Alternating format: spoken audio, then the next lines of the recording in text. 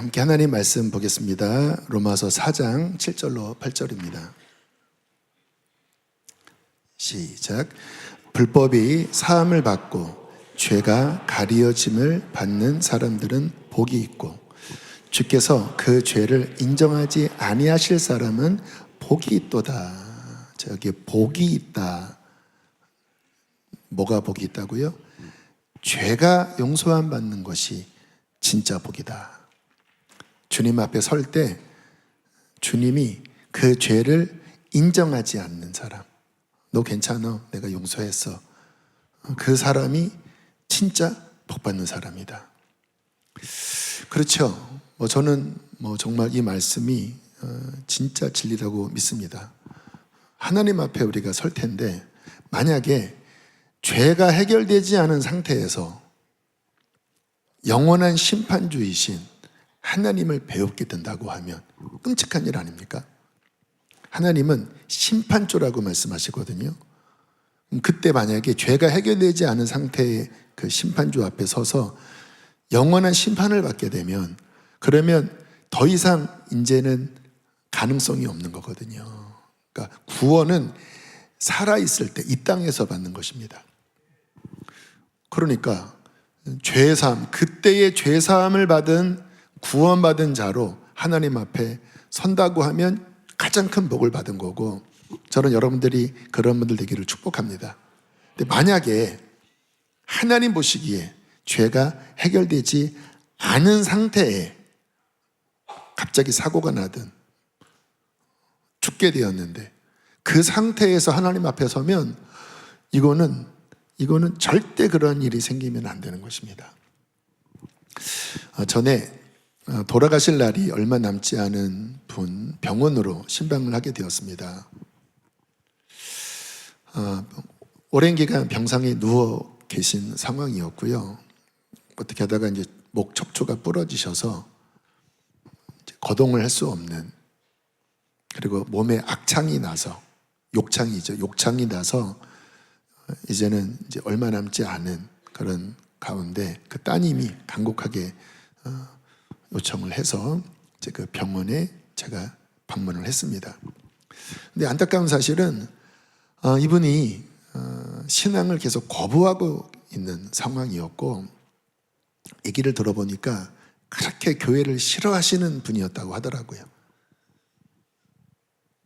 그 동네에 작은 교회가 있었나 봐요.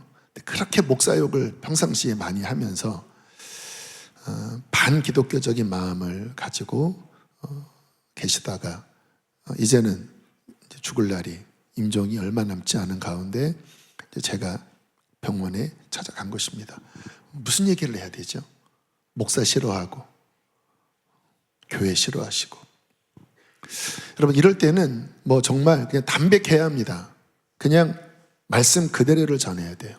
제가 설교할 때 말씀 그대로를 전하잖아요. 가감하면 안 됩니다. 제가 이렇게 말씀을 드렸습니다. 이제 곧 하나님 앞에 서게 될 텐데 만약에 하나님 앞에서 죄가 해결되지 않은 채 서시면 큰일 납니다. 물론 아버님이 나는 사람 앞에서 그런 잘못을 짓지 않았다고 하실지 모르지만 하나님 앞에 서는 것입니다. 하나님 앞에서 남들이 알지 못하는 하나님의 눈에 잘못된 것이 왜 없겠습니까? 그렇게 말씀을 드렸더니 진짜 이 할아버지가 그냥 움찔하는 게, 표정이 막 일그러진다, 아니면 막 진짜 막 움찔하면서 이렇게 떠시는 게 느껴졌습니다. 더군다나 왜 그랬냐면 이제 며칠 전부터 자꾸 밤에 주무시려고 하면 까만 옷을 입은 저승사자가 자꾸 그 병실로 들어오는 그런 끔찍한 체험을 하고 계셨던 거예요. 의외로 어르신들이 그런 경우가 많더라고요. 저희 아버님도 실은 그러셨거든요. 그러니까 가뜩이나 지금 뭔가 이렇게 두려움이 있었는데 이제 제가 그냥 돌직구를 날려서 하나님 앞에 죄 문제가 해결되지 않은 채 쓰면 안 됩니다. 제가 근데 참 뵈면서 이분이 교회를 가실 수도 없고 그 상황이시니까 움직일 수 없었거든요. 또 무슨 뭐 선한 일을 할 수도 없는 진짜 인생의 마지막 끝에 진짜 이분에게 진짜 필요한 것은 하나님의 은혜밖에 없구나. 진짜 은혜밖에 없더라고요. 그래서 복음을 전했죠. 예수님의 십자가, 그 아들을 주신 사랑, 그 흘리신 피, 그것을 믿는 믿음. 영접하시겠습니까? 그랬더니 감사하게 할아버지가 고개를 이렇게 끄덕거리시더라고요.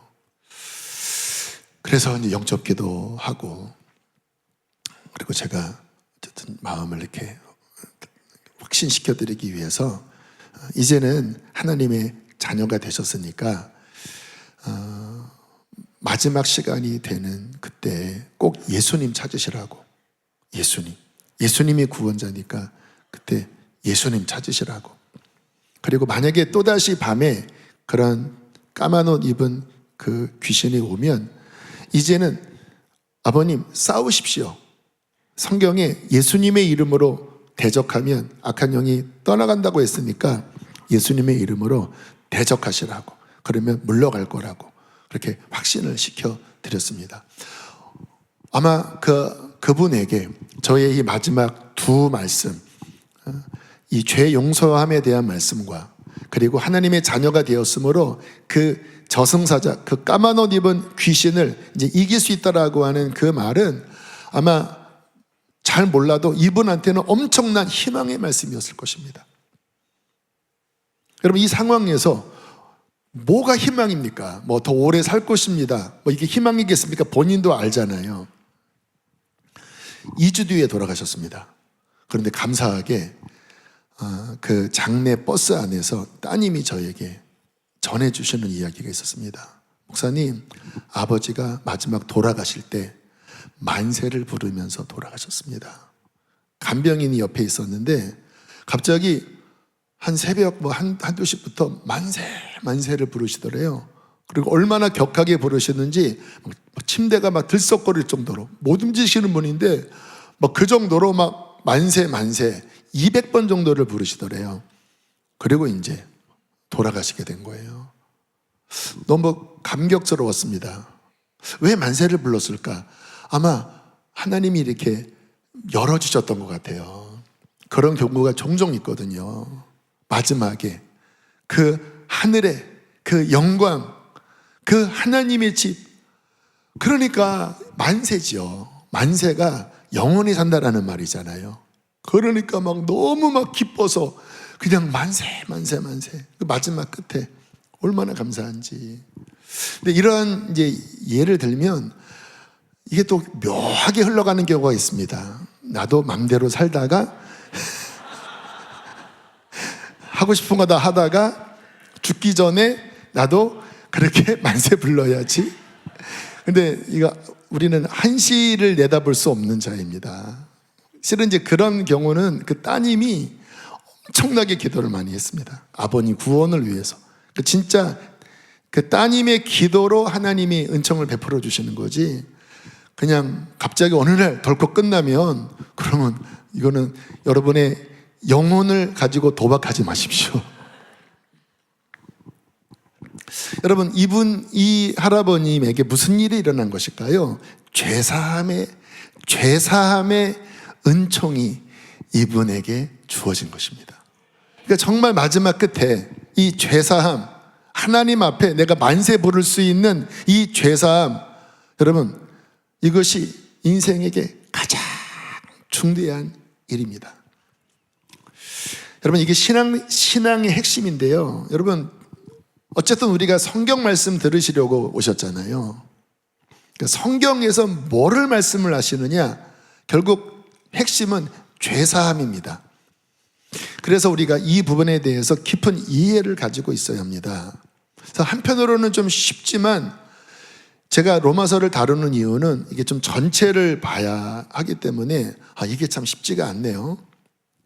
왜냐하면 이런 경우 이렇게 회심할 때 내가 예수님을 믿어 죄사함의 은총을 받은 경우, 이제 이 같은 경우도 진짜 회심을 했느냐 안 했느냐 이것도 잘 분별해야 돼요. 진짜 회심해야 죄사함의 은총이 오거든요. 근데 이제 구원받은 다음에 또 뭔가 방황해서 또 하나님과 관계가 막히고 또 영적으로 시들어가고 죄로 인하여 죽어갈 때 과연 그때 나는 옛날에 죄사함 받았으니까 나는 괜찮을 거야. 여러분, 이것도 죄사함의 핵심이 아니거든요. 여러분, 이 죄사함은 날마다 그것을 지켜나가는 것입니다. 그래서 날마다 세마포를 빨라고 말씀하시잖아요. 오늘도 말씀 전하기 전에 이렇게 여러분들을 제가 보면서 하나님, 지금 성도님들은 어떤 상태죠? 진짜 죄사함에 그 하나님의 축복 가운데 거하고 있는 사람이 얼마나 되죠? 왜냐하면 진짜 죄사함에 온전한 그 축복 가운데 있는 분들은 기쁘거든요. 하나님과 동행하는 그 충만함이 있거든요. 우리가 함께 찬양 불렀잖아요. 찬송하세, 찬송하세, 주님 나를 구하셨네. 기뻐하며 왕께 노래 부르리. 근데 이게 그냥 노래가 아니라 진짜 영혼의 고백이 되는 사람들은 정말 구원받고 정말 죄사함 받고 주님과 동행하는 분들이거든요. 근데 진짜 그 고백을 하는 분이 주님 얼마나 됩니까? 제가 그거를 알아야 제대로 말씀을 여러분에 맞춰서 이렇게 전해드리는 거잖아요. 예를 들어서 현재 뭐가 막혀 있는데 또는 아직 거듭나지 않았는데 그냥 죄사함에 대한 논리만 제가 이야기를 하면 그거는 안 맞는 거거든요. 주님 얼마나 구원을 받았나요? 얼마나 지금 주님과 동행하나요? 여러 가지 복잡한 마음이 제 안에 일어났습니다. 아무튼 성령께서 이 말씀을 통하여 우리의 심령이 그 죄사함을 깨닫고 그리고 아직 거듭나지 않았다면 그 거듭남으로 믿음으로 들어가고 또 이미 거듭났지만 이 싸움에 뭔가 패배하고 있는 분들이 있다면 다시 일어나서 그 구원의 즐거움이 회복되기를 축복합니다. 자, 그러면 죄가 뭘까? 그거를 알아야 죄사함에 대해서도 이해를 할 게 아닙니까? 성경에 여러 단어가 있는데 한 두 가지만 살펴보면 대표적인 게 하마르티아라고 하는 단어입니다. 많이 들어보셨을 거예요. 그 원어적인 뜻은 관역을 빗나가다. 화살이 관역을 빗나가다. 그러니까 원래의 목적에서 벗어났다라고 하는 의미예요. 이게 성경의 실은 대표적인 죄의 개념입니다. 여러분, 하나님이 인간을 만드실 때 하나님의 목적이 있었을 것 아닙니까? 우리 인간을 어떠한 목적 가운데 어떻게 살도록 그분이 정하시고 인간을 창조하시고 호흡을 주시고 그 방향으로 살아라라고 한 거 쏜 거예요. 그게 뭐예요? 관역입니다. 그럼 죄는 뭐예요? 여기서 빗나간 겁니다. 하나님의 목적에서 벗어나 버리는 거예요. 내 마음으로 살아가는 거예요. 그래서 성경에 우리는 양 같아서 각기 제 길로 갔거늘, 그러니까 자기 마음 목자를 따라가는 게 아니라 자기 마음대로 걸어가는 게 방황이고 죄인 거예요. 그러면 지금 내가 하나님의 그 목적, 주님이 관역을 향해 쏘신 나를 창조하신 그 목적 안에 내가 걸어가고 있나? 그 관역을 향하여 가고 있나? 그러면 구원의 길을 걸어가고 있는 거고, 교회를 다니지만 나는 이게 뭔지도 모르겠고 나는 그냥 내가 원하는 대로 살아갑니다. 세상을 쫓고 살아갑니다. 나는 세상이 너무 좋습니다. 그러면 뭐예요? 관역을 빗나간 거라는 겁니다. 그래서 뭐가 죄인지를 먼저 정확하게 이해를 하셔야 돼요. 두 번째는 아노미아. 그냥 단어 자체는 불법이라고 하는 뜻인데, 그러나 그 복합적인 문맥을 살펴보면 뭐냐면 하나님의 법과 하나님의 권위에 대한 반역입니다. 그러니까 좀 뭔가 내적인 어떤 태도와도 연결되어 있는 거고, 그리고 그 대상이 하나님과의 관계 안에서 그 권위, 하나님의 법 싫어요. 난 내가 하고 싶은 대로 할 거예요. 난 내가 끌리는 대로 살아갈 거예요. 그게 뭐예요? 아노미아, 불법, 한 거 반역. 핵심은 뭐예요? 난 내 맘대로 살고 싶어. 그런데요, 참 신기한 게 지금이 마지막 때잖아요. 이 시대를 포스트 모더니즘이라고 합니다. 근데 포스트 모더니즘의 시대 정신의 핵심이 뭐냐면 네가 원하는 대로 해. 네가 좋아하는 거를 해. 이게 이 시대 정신입니다. 그래서 넷플릭스나 이러한 그 드라마를 보면 심지어 부모도 그 자녀한테 얘야 네가 하고 싶은 대로 해. 네가 싫으면 안 해도 돼. 이게 그냥 현재 이 시대의 워딩이에요. 그 뿌리 안에는 뭐가 있습니까? 아노미아가 들어있는 거예요. 아노미아가. 여러분, 우리는 무슨 말을 해야 될까요? 진리는 뭘까요? 얘야 우리 하나님의 뜻대로 살자. 그게 복이란다. 물론 막 이렇게 억압적으로 막 율법적으로 그렇게 해서는 안 되겠죠. 사랑으로 해야 되겠죠. 그러나 분명한 방향은 하나님의 진리는 그 하나님의 뜻에 우리가 복종하고 그것이 복임을 믿고 그 길을 힘써 걸어가는 거거든요. 그런데 내 소견에 오른 대로 사사기처럼 내가 하고 싶은 대로 그렇게 살면 뭡니까? 그러면 그냥 그게 아노미야, 무법천지, 그냥 내가 원하는 대로 살아가는. 그래서 우리가 나 자신이나 또 우리의 자녀들이나 살펴봐야 됩니다. 바르게 걸어가고 있나? 우리가 하나님의 뜻과 하나님의 권위를 존중하면서 경외하면서 내가 하나님의 뜻을 힘써 따르고 있나? 아니면 진짜 아노미야, 그냥 내가 원하는 대로 하나님을 이렇게 밀어내면서. 근데 그게 본질이 뭐라고 해요? 반역이라는 겁니다. 왕권에 대한 반역이라는 거예요. 자, 그런데 우리가 로마서 1장, 2장, 3장 중간까지 결론이 뭐였죠? 이 아노미아, 반역, 하마르티아 관역에서 벗어나는 이게 모든 사람들이 동일하다라는 거예요. 그리고 그 뿌리가 어디 있다고요? 이 마음 중심 안에 있다. 인간의 마음 중심 안에. 그래서 환경과 조건만 조성되면 그 안에서 모든 불법과 모든 죄가 다 생산됩니다. 이게 성경에서 말씀하는 인간 진단이다. 이 부분을 우리가 실은 명확하게 이해하고 있어야 됩니다. 로마서 3장 10절로 12절 함께 크게 읽어보실까요? 시작. 기록된 바 의인은 없나니 하나도 없으며 깨닫는 자도 없고 하나님 찾는 자도 없고 다 치우쳐 함께 무익하게 되고 선을 행하는 자는 없나니 하나도 없도다. 그렇죠? 여러분, 이 부분을 여러분 받아들일 수 있으시나요? 왜냐하면 우리가 나는 아니야 라고 하는 어떤 그런 인식, 나는 괜찮아 라고 하는 그런 인식이 실은 복음과 구원과 죄사함을 받지 못하게 하는 최대의 장벽입니다. 그래서 구원받는 사람들은 이 눈이 열려져서 이 부분에 대해서 깊은 내적 동의를 합니다. 맞습니다, 하나님. 내가 그러한 자입니다. 그래서 이게 깨어진다고 그러죠. 또는 가난한 마음이 된다고 그러죠. 실은 그때 비로소 구원자를 찾으면서 복음적인 구원, 그리고 죄사함, 그리고 성령의 세례, 이게 이렇게 임하는 거거든요.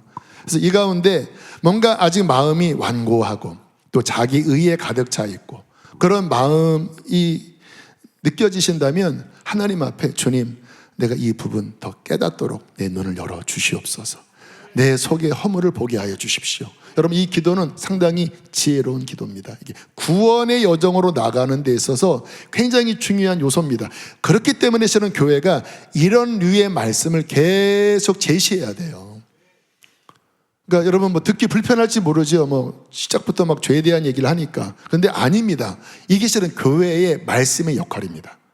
왜? 그래야 이렇게 깨어나거든. 아, 맞다, 그렇구나.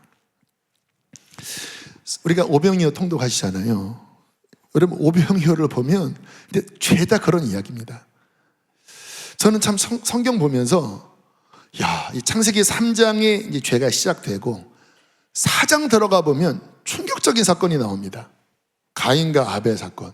근데 저는 우리가 이제 우리 교회는 뭐 내적 치유 또 상담에 관련된 이런 부분들도 이제 많이 이렇게 열어놓고 있어요. 그래서 흠스라고 하는 프로그램도 하고 뭐 여러 가지 프로그램을 하는데 이제 그런 경우 보면 왜 내가 이렇게 잘못됐나? 상처 때문이야. 내가 부모님께 실은 이러한 상처를 받았고 또 나한테는 이러한 뭔가 채워지지 않는 정서적 결핍이 있었고 뭐 그래서 내가 이러한 죄에 빠지기도 하고 뭐 보통 그렇게 나가거든요. 근데 이것도 틀린 말은 아닌데 근데 잘못하면요 남 탓으로 끝날 수도 있어요. 누구 때문에? 나는 피해자야.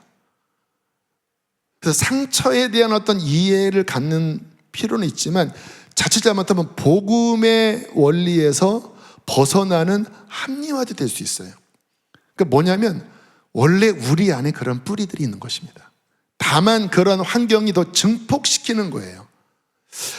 가인 같은 경우 보면요 이해가 안 되는 게 뭐 상처가 있었겠습니까? 이제 뭐 창조하신 지 얼마 안 되고 물론 부모님이 이제 죄를 짓고 뭐 하나님께로부터 이렇게 뭔가 쫓겨나는 상황이었지만 그래도 여전히 어떤 하나님의 통치 안에 있었거든요. 왜냐하면 가인과 아벨이 제사를 드렸잖아요. 그런데 어느 날 제사를 지내는데 하나님이 가인의 제사를 거부하시는 거예요. 어떤 사람은 곡식 제사를 지내서 거부합니다. 여러분 곡식 제사도 제사의 한 방편입니다. 소제가 곡식 제사 드리는 거거든요. 근데 왜 거부했냐면 성경에 가인과 그의 재물을 받지 않았다. 그러니까 가인의 삶에 문제가 있었습니다. 근데 아벨은 어쨌든 신실하게 주님과 동행을 해서 아벨과 그의 제사는 받으셨다. 그런데 아니 하나님 면전 앞이잖아요. 내 예배가 뭔가 막혔고 동생은 기쁨으로 예배를 드린다고 하면 어떻게 해야 돼요? 회개를 하든지 야 어떻게 너 그렇게 하나님께 예쁨을 받니? 이게 정상이잖아요.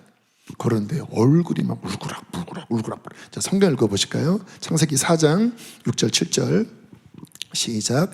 여호와께서 가인에게 이르시되 네가 분하여 함은 어찌 됨이며 안색이 변함은 어찌 됨이냐. 내가 선을 행하면 어찌 낯을 들지 못하겠느냐. 선을 행하지 아니하면 죄가 문에 엎드려 있느니라. 죄가 너를 원하나 너는 죄를 다스릴지니라. 하나님 보시기에 지금 가인이 속에서 에이씨 이러고 있는 거예요. 그리고 옆에 아벨을 보면서 죄송합니다. 저는 원래 욕을 안 하는 사람입니다. 리얼하게 저 새끼 저거 저 새끼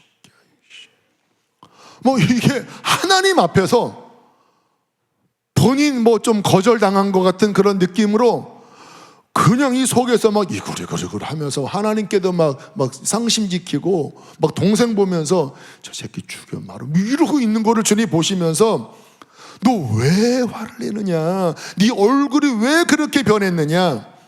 네가 만약에 7절 선을 행하였다면 그러니까 주님이 지금 이 가인의 삶에 문제가 있는 것을 보여주시는 거예요. 왜 낯을 들지 못하겠느냐? 너 지금 네 문제인 걸 너도 알고 있지 않니? 그러면서 죄가 문에 엎드려져 있다라고 표현했는데 이게 뉘앙스가 뭐냐면 맹수가 목표물 앞에 이렇게 웅크리고 이제 기회를 엿보면서 달려들기 직전의 모습의 원어적 뉘앙스입니다. 죄가 문에 엎드려져 있느니라. 죄는 너를 잡아먹으려고 원하나 너는 그거를 다스려야 한다. 근데 이게 어디 있어요? 이 안에 있는 거예요. 근데 다스려지질 못했죠. 어느 날 동생아 우리 좀 나갈까? 이게 미움이 이게 어디까지 갔습니까? 죽이기로 정한 겁니다. 이 새끼 내가 죽인다. 너 죽인다. 나 가만 안 놔둔다. 나 무시당했어. 네가 잘났다고? 가자. 그러더니 들에서 그냥 돌로 쳐 죽여서 피를 쏟아내는. 야, 이해가 안 되죠? 근데 이게 성경은 뭐라고 말씀하냐면 모든 사람의 그 내면 안에 그 뿌리가, 죄의 뿌리가 그게 뭐예요? 반역하는. 그게 또 뭐예요? 목표에서 벗어나는, 하나님이 그렇게 만들지는 않았거든요. 근데 빗나가 버리는, 이 이야기가 남 이야기가 아니라 성경은 이게 너희의 이야기다, 네 안에 있는 이야기다. 자, 죄에 대하여 여러분 정리가 됐나요? 여러분은 어떠세요? 바르게 가고 있나요? 하나님의 그 법 안에 걸어가고 있나요? 아니면 아노미아인가요? 하마르티아인가요? 그러니까 죄에 대해서 잘 이해를 해야 그 진리가 우리를 드러내면서 우리를 구원의 길로 이끌어주는 거거든요. 자, 그러면 죄는 무슨 문제를 일으킬까? 이 부분도 정리를 해야 합니다. 뭐 사회법적인 죄야, 뭐 숨길 수도 있고 좀 들통나면 뭐 어쨌든 뭐 사회법 안에서 뭐 벌금을 맞든 뭐 집행유예를 받든 아니면 뭐 감옥에 가든 어쨌든 그렇겠지만, 지금 성경 말씀은 사회법을 이야기하는 게 아니거든요. 하나님과의 관계에서의 문제입니다. 성경적인 죄는. 그러면 그 죄는 어떤 문제를 일으킬까? 두 영역을 좀 살펴봐야 합니다. 첫 번째는 양심의 영역입니다. 여러분, 이 양심이라는 기능은 되게 신비한 것 같아요. 물론 사람마다 양심의 기준은 좀 달라요. 그런데 사람 안에 양심, 그게 뭐냐면 일종의 검사입니다. 검사. 그러니까 내가 아니야 라고 해도 어떤 양심이 내 안에서 그거를 반대로 이야기합니다. 아니야, 그거 너 잘못이야. 막 합리화를 합니다. 이래서 그런 거고 저래서 그런 거야. 그러면 이게 말을 들어 먹어야 되잖아요. 근데 양심은 그거를 안 통해요. 그거는 잘못이야. 너 잘못했어. 그래서 이 죄를 지으면 문제는 뭐냐면 이 양심 안에서 양심의 정죄, 고발 또는 양심의 괴로움, 그래서 마음이 괴로워요. 양심의 가책 또는 성경에서는 양심의 더러워짐, 마음이 찝찝한 겁니다. 성경을 보면요, 요셉의 형들이 자기 동생을 죽이려다가 팔아버렸잖아요. 은 20에 팔았다고 해요. 환산해 보니까 20만 원 정도래요.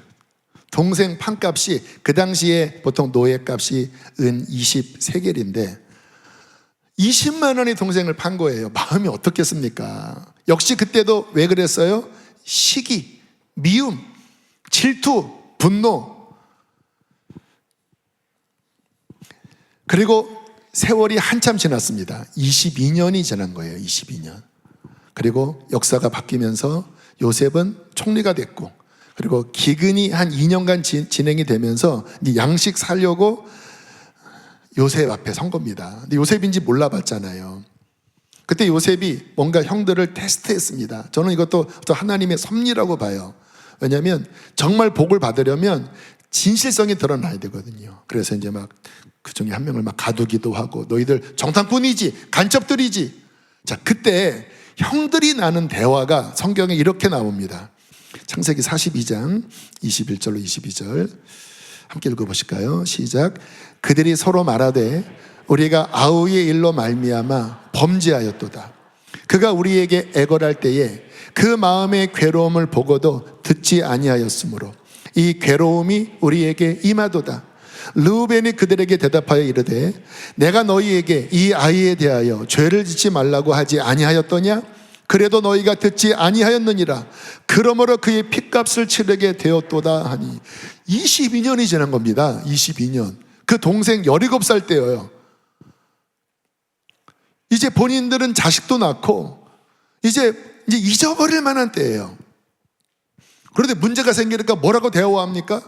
그때 동생이 구덩이에서 애걸할 때, 살려달라고, 형 살려줘 애걸할 때 우리가 그 간청을 듣지 않았으므로, 그 동생에게 모질게 굴었으므로, 그 동생을 팔았으므로 이 문제가 우리에게 닥친 것이 아니냐. 그랬더니 또 장남 르우벤은 살리고 싶었거든요. 다시 아버지한테 돌려보내고 싶었습니다. 근데 잠깐 나갔다 오니까 이미 팔아버린 상황이 됐는데, 르벤이 그러니까 이 새끼들아, 동생한테 그딴 짓 하지 말라고 그랬잖아. 그것 때문에 지금 우리가 여기서 지금 우리가 지금 팔려가는 그 벌 받는 거 아니야, 이 자식들아. 이런 대화를 나누고 있는 거예요. 무슨 이야기입니까? 그들 양심에 22년 동안 한 번도 그 괴로움에서 벗어날 수 없었다라는 거예요. 물론 아무튼 무마시키려고 했겠죠. 막 양심에서 너 동생 팔았지, 너 동생 죽이려고 했지, 이 나쁜 놈, 너 반드시 벌 받을 거야, 이 나쁜 놈. 그럴 때마다 막 이제 변명을 했겠죠. 나 혼자 그런 거 아니야. 저 형이 더 앞장섰어. 또 걔가 좀 싸가지가 없는 거 맞아. 그랬겠죠. 그러면 잠깐 무마되는 것 같지만 양심은 호락호락하지 않거든요. 유능한 검사입니다.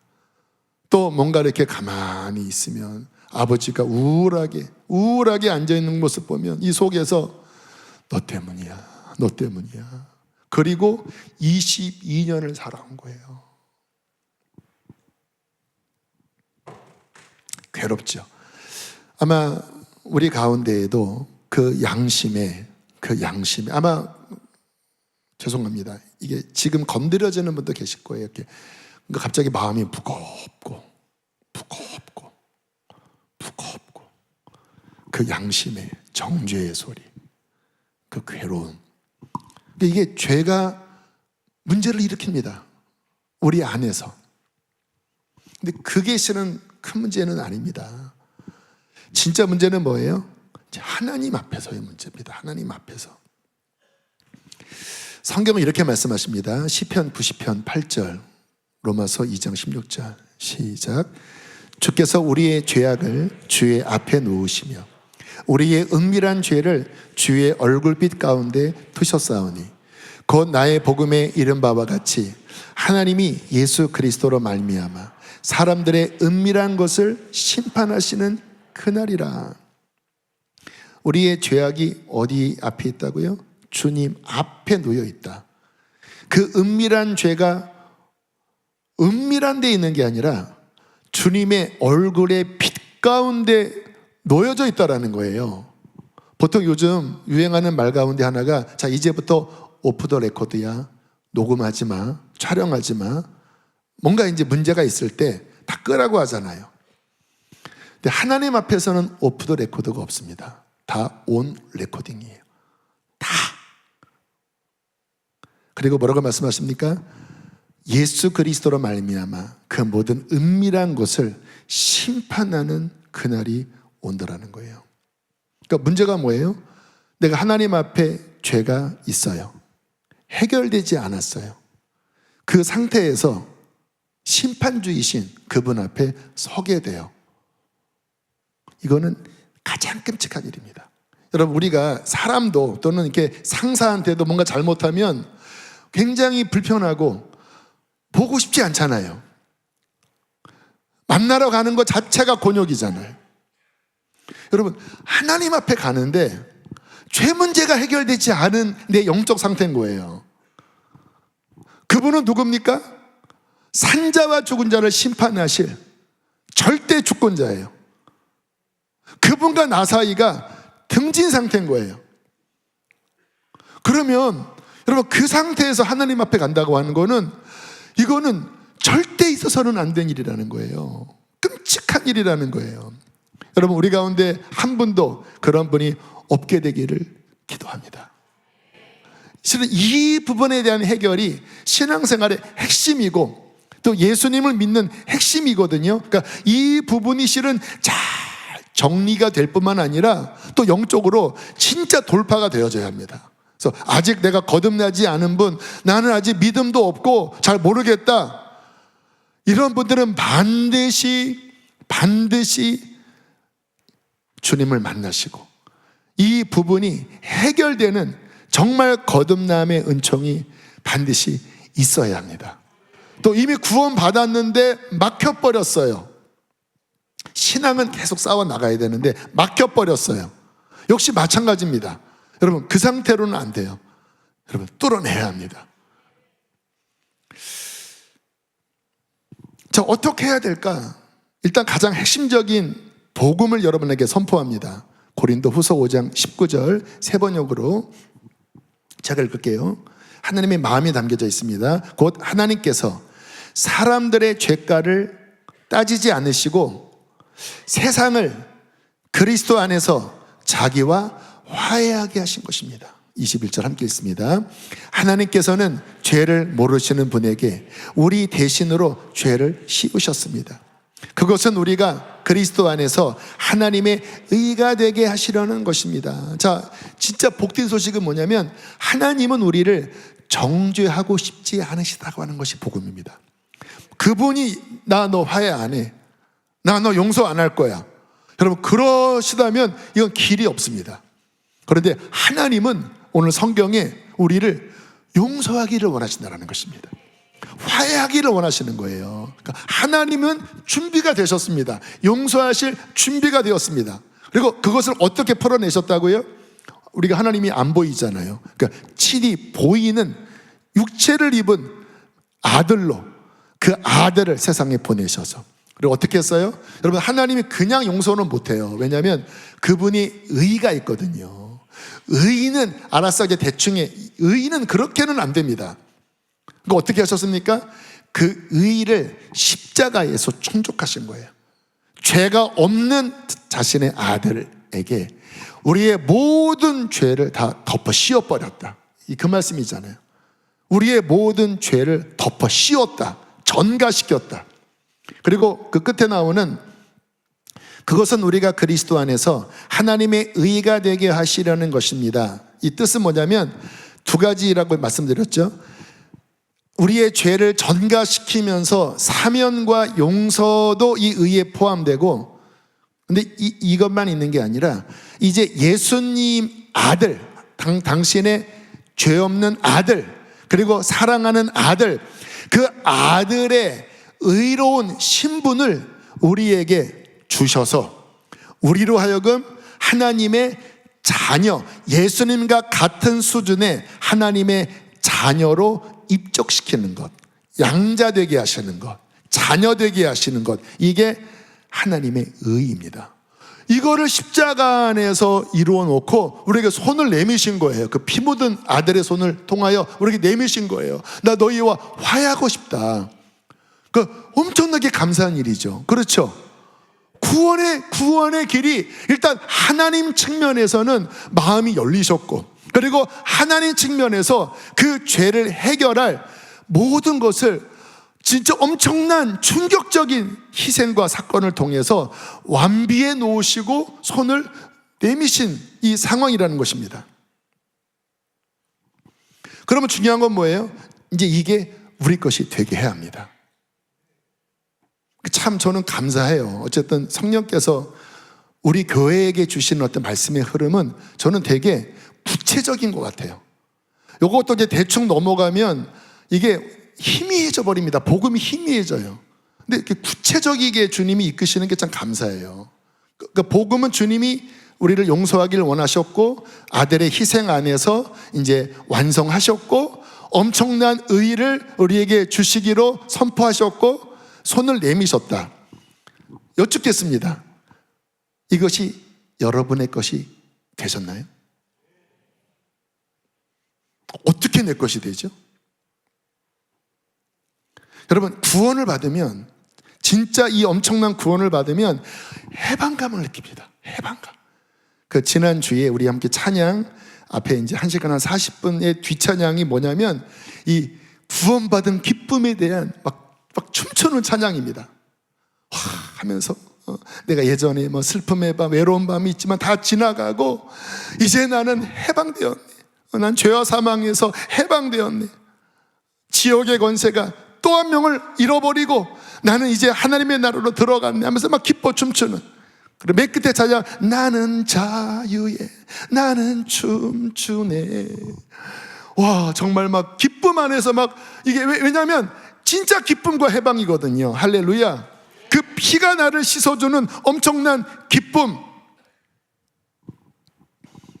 과연 이것이 내 것이 되었나? 어떻게 내 것이 되죠?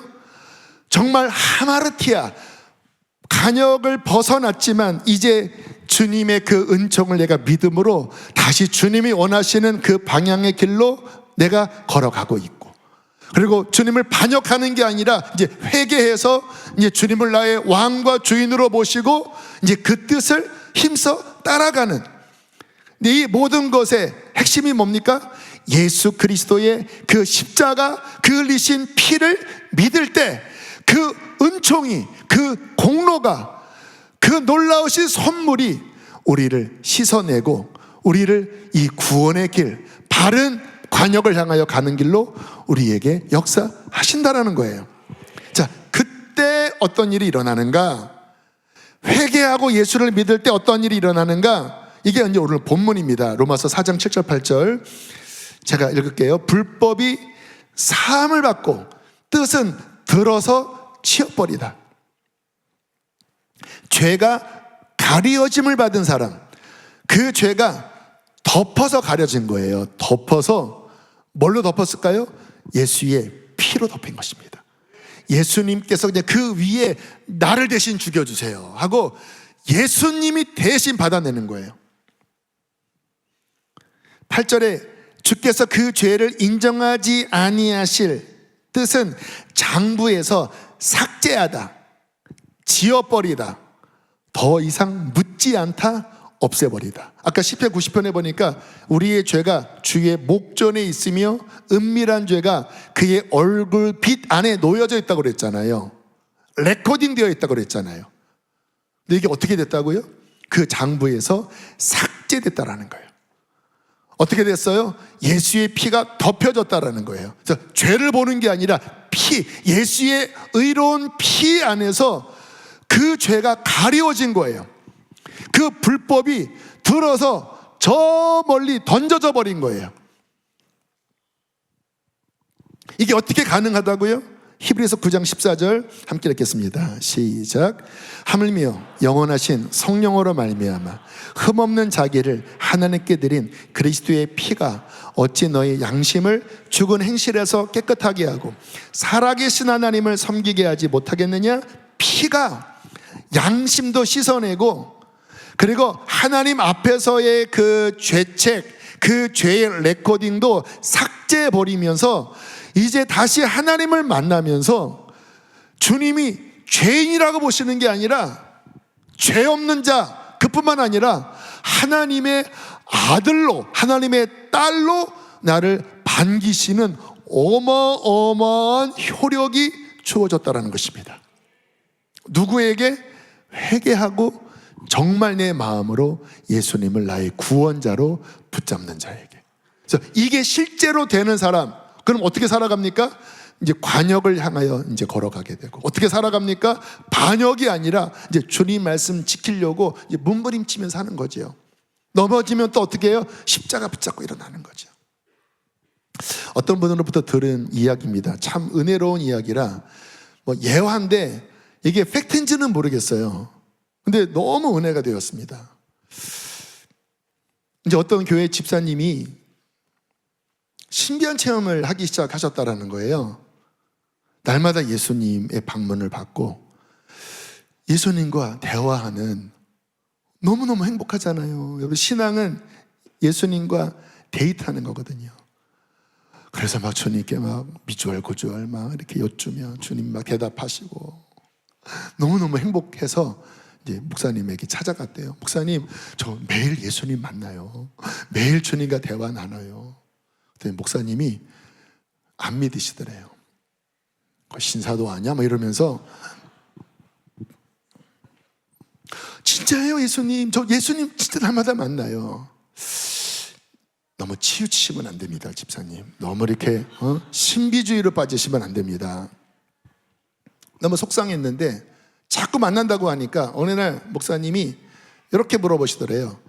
만약에 집사님 진짜 예수님이 맞다고 하면 예수님 오셨을 때 뭐 하나 물어보시라고. 내가 젊었을 때 주님과 나만 아는 문제가 있는데 그거 예수님이 말씀하시면 내가 믿겠다고. 그래서 이 집사님은 너무 주님이 확실했기 때문에 목사님 알겠습니다. 제가 예수님께 꼭 여쭤볼게요. 그리고 이제 주님이 찾아오셨을 때 그 질문을 했답니다. 우리 목사님이 진짜 안 믿으시는데 그거를 알아맞히면 믿으시겠다고 합니다. 예수님 뭐였어요? 그때 주님이 우시면서 얘야, 나는 그것을 기억할 수 없다. 나는 그 기억이 나지 않는다. 왜냐하면 나의 아들이 그때 진심으로 회개를 했기 때문에 내가 그 죄를 기억하지 않는다고 말했다. 내가 그 죄를 용서한다고 말했다. 그 아들에게 전하여라. 나는 그 죄를 모르겠다. 너무 실망스러워서 거기 푹 속이고 목사님한테 예수님이 기억을 못 하신대요. 그랬더니 울면서 집사님, 예수님 맞습니다. 예수님 맞습니다. 그때 주님께서 나의 죄를 사해 주시면서 나의 죄를 기억하지 않는다고 말씀하셨습니다. 집사님, 그분이 예수님 맞습니다. 참 너무 감격스러운 이야기죠. 여러분, 우리가 진심으로 회개하고 그리고 우리가 정말 다시 예수님 붙잡고 성령님을 의지하면서 하나님이 나를 창조하신 그 타겟, 주님께서 관역을 향하여 나를 쏘실 때, 우리를 이 세상에 보내실 때 그 하나님의 창조의 목적이 있잖아요. 하나님, 내가 다시 그 길을 걸어가기를 원합니다. 우리는 연약하니까 다시 우리 안에 그 죄의 반역의 마음이 사라진 건 아니거든요. 그건 6장, 7장, 8장에서 자세히 다룰게요. 그러면 실은 또다시 막 엄청난 전쟁도 벌어지고, 그러니까 실은 힘들어요. 여러분, 정말 주님과 동행하는 신앙생활은 힘들어요. 그리고 하나님 앞에 씻겨지고 그리고 정말 깨끗한 삶을 사는 것은 힘든 일입니다. 힘들어요. 그래서 우리가 뭐 거룩한 불꽃 집회, 그리고 좀 우리가 함께 하자라고 하는 이유는 저도 힘드니까 성도님들은 오죽 힘들겠습니까? 그런데 신앙은 뭐예요? 나 옛날에 구원 받았으니까, 나 예수님 십자가의 피 믿으니까 뭐 이렇게 살아도 은총이 크니까, 또 그 할아버지는 돌아가실 때 믿습니다 그렇게 한마디만 했는데도 뭐 용서해 주셨다고 하니 뭐 이런 식으로 생각을 하니까 다시 구원의 기쁨도 사라지고 주님과의 동행하는 것도 희미해지고 점점 멀어지는 것 아니겠습니까? 다시 하나님, 내가 주님의 피를 의지합니다. 다시 그 관역을 향하여 내가 다시 주님 걸어갑니다. 세상 사랑하는 마음 하나님 씻어주시고, 하나님 앞에 범죄했던 거 보혈로 씻어주시고, 하나님 기억하지 않는다고 말씀하신 걸 믿습니다. 하나님 다시 주님의 길을 걸어가게 하여 주시옵소서. 그렇게 걸어가면 어떤 일이 벌어집니까? 요한일서 1장 9절입니다. 마가복음 1장 15절 지나가고 함께 크게 읽겠습니다. 시작. 만일 우리가 우리의 죄를 자백하면 그는 미쁘시고 의로우사 우리 죄를 사하시며 우리를 모든 불의에서 깨끗하게 하실 것이요. 할렐루야. 우리를 날마다 씻으시고 그 죄를 삭제하시고 보혈로 덮으시고 들어서 던져버리시면서 날마다 하나님 앞에 복된 용서받은 자로 성령 안에서 살아가는 축복을 허락하여 주실 줄로 믿습니다. 우리 함께 시간이 좀 지나서 그냥 곧장 기도하도록 하겠습니다. 찬양팀 나오시고, 하나님 다시 이 구원의 길로 내가 아버지 힘써 들어가길 원합니다. 이 길은 오직 두 가지밖에 없습니다. 주님 회개하고 예수 그리스도 십자가를 붙잡습니다. 그 피를 의지합니다. 성령님 나와 함께 하시고 아버지 나를 구원의 길로 계속해서 나를 이끌어 주시옵소서. 나에게 성령을 부어 주시옵소서. 우리 주여 크게 두 번 부르시고 함께 시간 기도하시겠습니다. 주여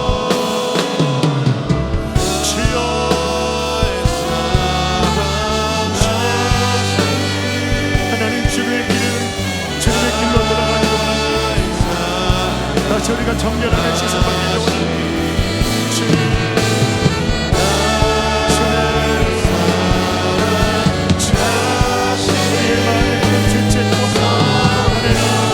하나님 앞에서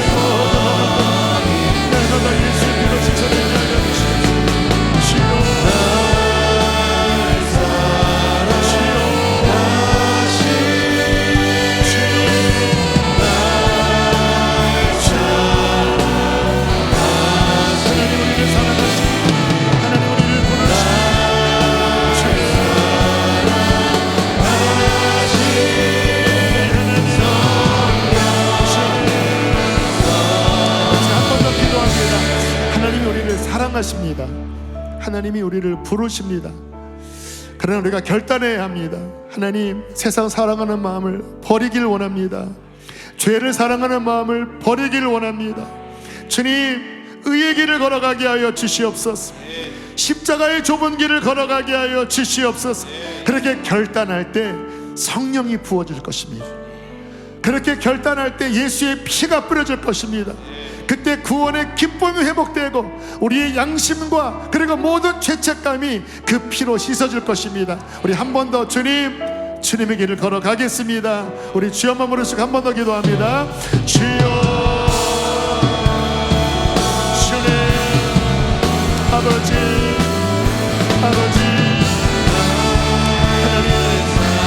하나님의 사랑, 하나님의 나를 원하시오.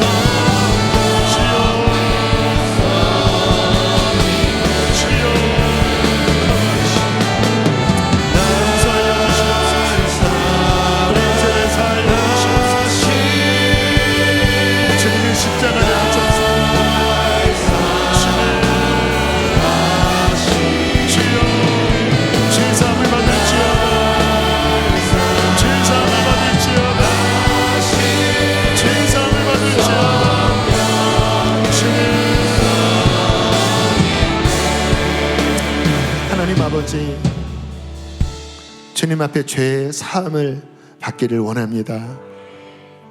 우리 안에 회개의 마음을 날마다 일으키시고 우리에게 예수 그리스도를 믿음으로 붙잡을 수 있도록 은총을 더하여 주십시오. 12월 한 달 하나님 앞에 나와 뜨겁게 예배하며 하늘의 거룩한 불꽃이 다시 우리 안에 타오르게 해 주시옵소서.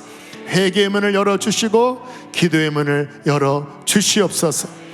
귀한 예물 봉헌합니다. 기쁘게 흠양하시고 한 주 사랑하는 성도들의 모든 가정과 일터에서 주님 은총으로 함께하여 주시옵소서.